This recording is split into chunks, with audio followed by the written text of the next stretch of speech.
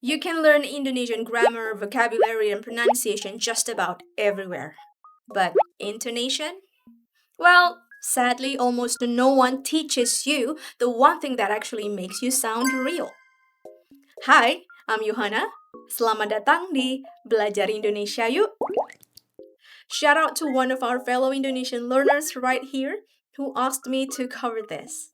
Honestly, it took me quite a while to do some research on this topic, but finally, I'm ready to present to you the quickest and simplest ways to master Indonesian intonation.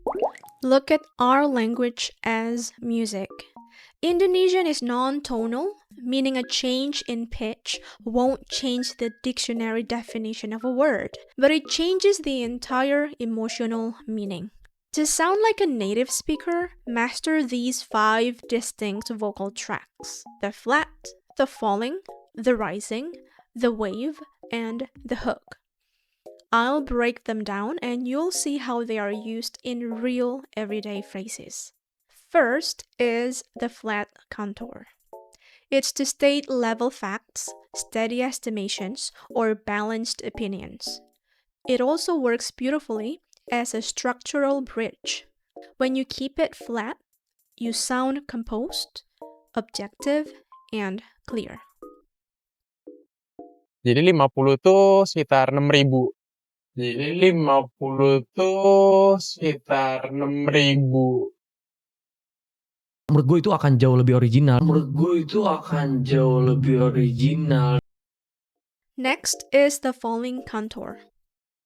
Drop your voice to signal absolute finality, a definitive conclusion, or an undeniable reality. This is the track of certainty. Gue gak pernah ngelakuin hal kayak gitu sebelumnya.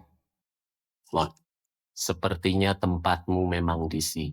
Lot, sepertinya tempatmu memang di sini. Third is the rising contour. This track introduces open-ended questions or sharp, snapping defiance. It forces the listener to engage or answer back immediately. Mau dites? Kita coba.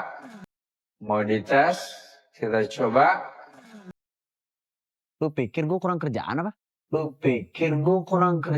apa? Fourth is the wave contour. Use this to project confidence and persuasion, asking or confirming specific details, and verify information.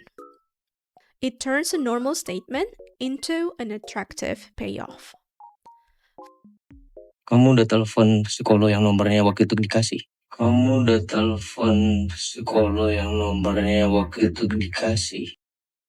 Mau buat hidup kamu lebih baik. Finally, the hook contour. This is an incredibly common track in everyday conversation. We use it to emphasize an important point, to signal a pause or an incomplete sentence or phrase, or to anchor conversational particles in a sentence.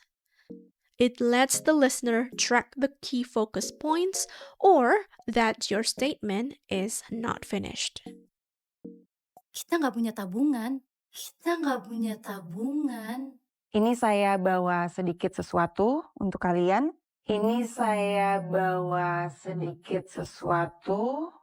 kalian. It's time to put your ears to the test. Which contour is used here? Number 1. Jaraknya hanya 3 menit jalan kaki dari Kroket Wagyu. It's a hook, followed by a fall. Jaraknya hanya 3 menit jalan kaki dari Kroket Wagyu. Number 2.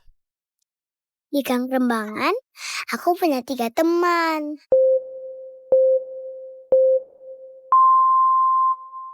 It's a double hook. Di Gang Rembangan, aku punya 3 teman. Number 3. Kamu pikir saya tante kamu?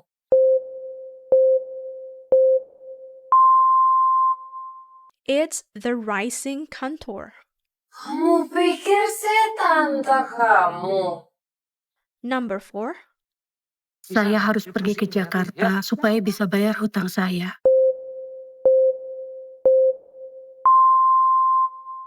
It's a flat bridge followed by a fall. Saya harus pergi ke Jakarta supaya bisa bayar hutang saya. A quick disclaimer for you. The intonation contours you've just learned can be heavily affected by regional dialect and accents across Indonesia. So don't be surprised. But these 5 contours are the key principles you need to keep in mind. Before we wrap up, a final quick disclaimer from me to you as an Indonesian native speaker. Take your time. Please don't rush it. These tips will only work if you put them into practice day by day. So, semangat! Kamu pasti bisa! Sampai ketemu di video selanjutnya ya. Dah!